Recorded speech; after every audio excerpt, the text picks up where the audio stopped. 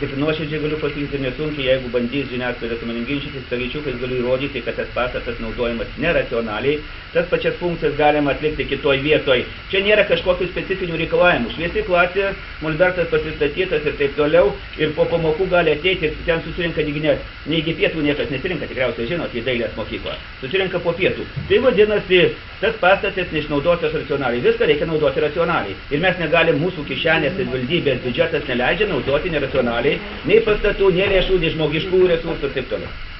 Ar atsakiau? Direktorius gal papildyti.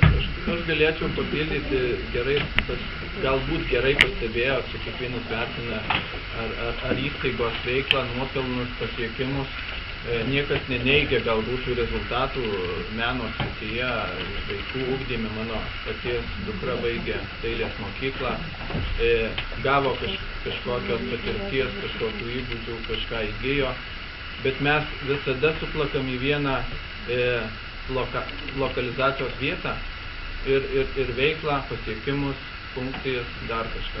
Tai ar dabar nukentės ta veikla įstaigos, jeigu jinai bus perkelta kažkur kitur, aš nemanau, jeigu lieka, tarkim, tas pats vadovas, tie patys pedagogai, tie patys darbuotojai,